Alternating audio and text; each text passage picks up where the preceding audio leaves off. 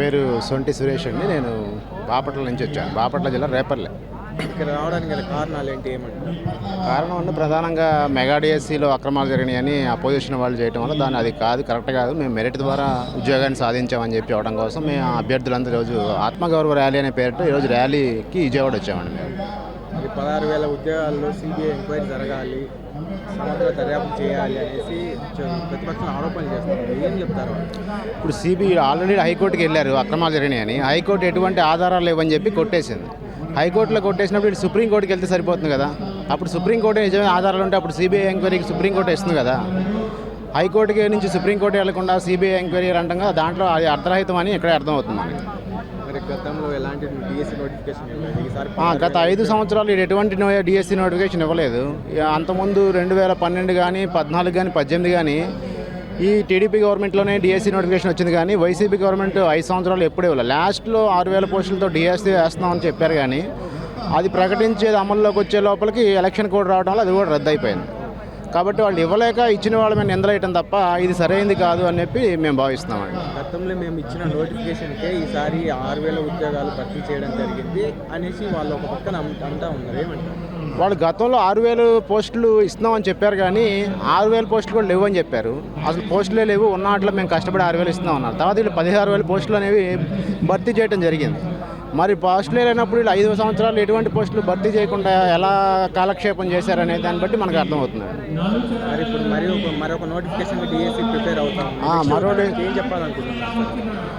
ఇక్కడ మనం మెరిట్ ద్వారానే ఎన్నికవుతున్నామండి. ఎవరైనా కానీ మీరు టెక్స్ట్ బుక్స్ని ఆధారం చేసుకుని మీరు కష్టపడి ప్రిపేర్ అయితే ఖచ్చితంగా పోస్ట్ సాధించవచ్చు అని చెప్పి నేను గట్టిగా చెబుతున్నాను. మరి ఇలాంటి ఆరోపణలు కొన్ని పదే చెప్తా ఉంటే నమ్మగలే వ్యవహారాలు ఉన్నాయి. మరి ఆ యువతకి ఏం చెప్తారు? డిఎస్సి వ్యవహారంపై ఏం చెప్తారు? అంటే మీరు ఈ ట్రాప్లో పడి మీ సమయాన్ని వృధా చేసుకోకుండా మీరు బుక్స్ మీద కాన్సన్ట్రేట్ చేసి చదివితే బెటర్ అని చెప్పి నేను భావిస్తానండి. ఈ ప్రతిపక్షాల ఆరోపణలు పట్టించుకుని మీరు బుక్స్ పక్కన పెట్టి సమయాన్ని వృధా చేసుకోవద్దని చెబుతాను. ఒక పక్క మాజీ మంత్రులు ర్యాలీలు, ధర్నాలు ఇవన్నీ చేస్తూ కలెక్టర్లకు వినతి పత్రాలు ఇస్తూ ఉన్నారు, సిబిఐ ఎంక్వైరీ చేపిస్తాము, గతం మేము అధికారంలోకి వచ్చేస్తామని చెప్తా ఉన్నారు. ఏమంటారు సార్? ఏం లేదండి, ఇప్పుడు దాదాపు 16,000 పోస్టులకి దాదాపు 3 లక్షల మంది పైగా రాశారు ఎగ్జామ్. 16,000 మందికి వచ్చింది. మిగతా ఈ 16,000 తప్ప మిగతా ఎగ్జామ్ రాసిన ఎవరు అడిగినా కానీ ఎగ్జామ్లో అన్యాయం జరిగిందని చెబుతాడు. ఎందుకంటే పోస్ట్ రానివాడు ఎవడైనా అన్యాయం జరిగిందని చెబుతాడు తప్ప సక్రమంగా జరిగిందని చెప్పడు. కాబట్టి ఇదంతా కానీ సరైన ఆధారాలు లేవు వాళ్ళ దగ్గర. ఎగ్జామ్లో మెరిట్ సాధించిన అభ్యర్థి నాకు పోస్ట్ రాలేదు కాబట్టి అన్యాయం జరిగిందంటే అది సరైన విధానం కాదంటున్నాం. డబ్బులు పెట్టి కొనుక్కునేవాడు. మేము ఇప్పుడు 2 డిఎస్సీలు రాసాం, ఇది 3వ డిఎస్సీ. ఫస్ట్ డిఎస్సీలో డబ్బులు పెట్టి కొనుక్కుంటాంగా, ఈ 10 సంవత్సరాలు టైం వేస్ట్ ఎందుకు చేసుకుంటాం? కాబట్టి సరైన ఆరోపణ కాదు అంటున్నాం. వాళ్ళ యొక్క ఆత్మస్థైర్యాన్ని దెబ్బతీయటం తప్ప మరో ఉద్దేశం లేదు. అంటే ప్రతిపక్షానికి వేరే టాపిక్ ఏం లేక ఈ డిఎస్సీ అనే టాపిక్ కూడా పట్టుకుని దాని మీద ఫాలో అవుతున్నారు. అదే నిట్ని ఆధారం చేసుకుని దీని గురించి మాట్లాడుతున్నారు. నిట్లో ఏంటి, ఆల్రెడీ సెంట్రల్ గవర్నమెంట్ ఒప్పుకుంది, పేపర్ లీక్ అయిందని వాళ్ళు ఒప్పుకున్నారు. సుప్రీంకోర్టు కూడా దానికి ఆధారాలు చూపించింది. ఇక్కడ సుప్రీంకోర్టుకి వీళ్ళు వెళ్ళలేదు, సుప్రీంకోర్టు తగిన ఆధారాలు చూపించలేదు. స్టేట్ గవర్నమెంట్ ఎక్కడ పేపర్ లీక్ అయిందనే ఆధారం ఎక్కడ లేదు. దాన్ని ఆధారం చేసుకుని మనం కూడా ఏదో ఒకటి సృష్టిద్దామన్న ఇది తప్ప ఏమీ లేదండి. మరి మంత్రి గారిని రాజీనామా చేయాలి, పదవికి అనకూడదు అనేసి ఒక పక్క వైసీపీ వాళ్ళు ఆరోపణ చేస్తూ ఉన్నారు. అది అన్ని అసత్య ఆరోపణలు అండి. ఎటువంటి ఆధారాలు లేవు దీంట్లో. వీళ్ళు ప్రభుత్వాన్ని, అభ్యర్థుల్ని అందరూ పక్కదారి పట్టించాలి. వీళ్ళు మరో డిఎస్సీ రేపు అక్టోబర్లో ఇంకో డిఎస్సీ నోటిఫికేషన్ ఇవ్వడానికి కూడా సిద్ధపడుతున్నారు. ఇవ్వకుండా చేయాలి, అభ్యర్థులు పక్కదారి పట్టించాలి అనే ఉద్దేశం తప్ప దీంట్లో జెన్యూన్ కారణం అనేది ఏది లేదు అని చెప్పి మేము అందరం బలంగా భావిస్తాం. ఏ పోస్ట్ వచ్చింది సార్? ఎస్ఏపిఎస్. మరి అక్రమాలు జరిగాయని ఆరోపిస్తున్నారు. ఆరోపణలన్నీ అవాస్తవం అండి. మేము ఫస్ట్ నుంచి కూడా ర్యాంకు వచ్చిన దగ్గర నుంచి ఆ మార్కులు ఇవ్వటం కానీ సో అన్నీ కూడా జెన్యూన్గా జరిగాయండి. ఎప్పటికప్పుడు మార్కులు లిస్ట్ ఇవ్వటం అవన్నీ కూడా పకడ్బందీగా జరిగాయి. అది అంత అవాస్తవం అండి, అది అవాస్తవం. లాస్ట్ గవర్నమెంట్ లో 5 ఏళ్లలో ఒక డిఎస్సి అదే మేము ఎదురు చూసాం వేస్తారేమోనని.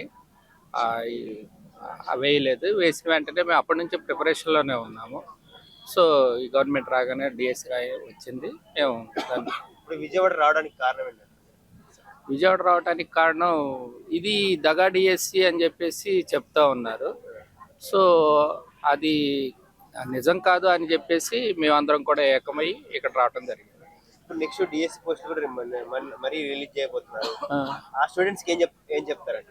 ఇటువంటివన్నీ నమ్మొద్దండి. తప్పనిసరిగా డిఎస్సి జరుగుతుంది, పోస్టులు అనే వాళ్ళకి వస్తాయి. వాళ్ళ ప్రిపరేషన్ కంటిన్యూ చేయాలని మేము కోరుతాం.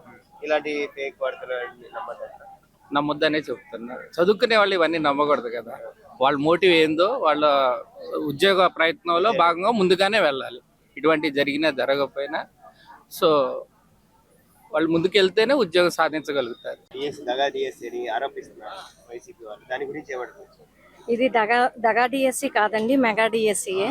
ఈ మెగా డిఎస్సి 2025 అనేది చాలా మంది కళల్ని నిజం చేసింది.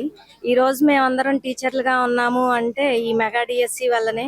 మేము ఆల్మోస్ట్ ఒక 15 years నుండి హార్డ్ వర్క్ చేసి ఈ స్టేజ్కి వచ్చామండి. ఎన్నో డేస్ మేము ఈ కళలు అసలు నెరవేర్చుకోగలమా లేదా అనే దాని గురించే వెయిట్ చేస్తూ ఉన్నాము. ఫస్ట్ ఎలక్షన్ ముందు ఒక గవర్నమెంట్ మనకి 7,000+ రిక్రూట్మెంట్ అని చెప్పారు. మేము యాక్చువల్గా నాది DSC last chance. I mean 44 age. And ఆ టైంలో నేను అనుకున్నాను, నేను ఇన్ని రోజులు ఫైట్ చేసింది అసలుకి అచీవ్ చేస్తానా లేదా, ఇదంతా వేస్ట్ ఆఫ్ టైమా అని నేను చాలా ఫీల్ అయ్యాను. ఇక రాదు అని కూడా ఫిక్స్ అయ్యానండి. ఎప్పుడైతే మనకి ఎలక్షన్స్ జరిగాయో, గవర్నమెంట్ చేంజ్ అయిందో, ఈ గవర్నమెంట్ వచ్చిన తర్వాత 16,000+ మెగా డిఎస్సి అని అనౌన్స్ చేశారు. అప్పటి నుంచి మేము బాగా మా హార్డ్ వర్క్ అంతకుముందు కూడా ఆపుకోలేదు ఎప్పుడు కూడా. ఈరోజు మళ్ళీ మేము ఇలాగ అచీవ్ చేయొచ్చు అని మాకున్నటువంటి ఆశలకి ఒక హోప్ అనేది బాగా వచ్చింది.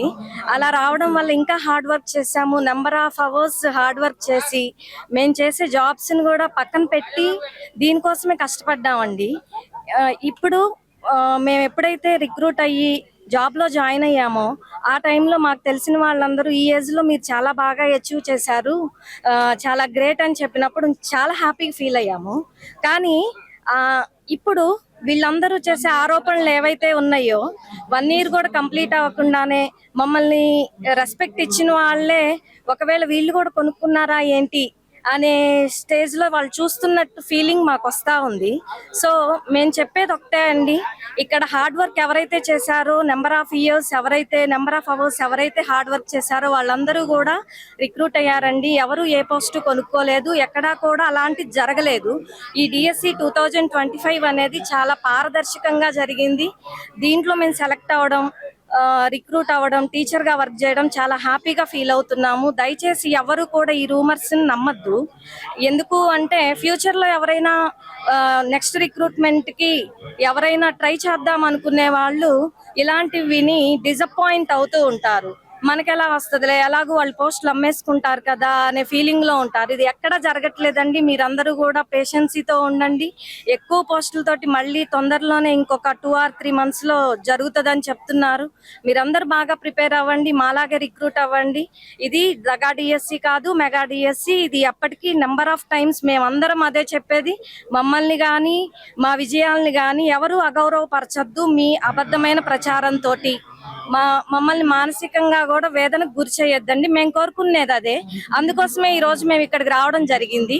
మేము వచ్చింది కృష్ణా డిస్టిక్ అండి. నేను చేసేది ఆర్గోల్ హై స్కూల్లో చేస్తున్నాను సార్. మేము బాపులపాడు మండలం అండి. విజయవాడ రావడానికి అదే సార్, మేము ఎంతో హార్డ్ వర్క్ చేసి అచీవ్ చేశాము. కానీ వాళ్ళందరూ వచ్చి కాదు వీళ్ళందరూ కొనుక్కున్నారు అంటున్నారు. అది నిజం కాదు అని చెప్పుకోవడానికే మేము వచ్చాం సార్ ఈరోజు. ఎందుకంటే మా వాయిస్ మేము కూడా వినిపించాలి కదా. వాళ్ళందరూ చెప్తారు, వాళ్ళకి ఏం జరిగిందనేది తెలుసో లేదో తెలియదు. మేము ఎంత కష్టపడ్డాము, ఏం చేసాం అనేది మాకు తెలుసు. దానికోసమే మేము వచ్చామండి, అది చెప్పడానికే వచ్చాము.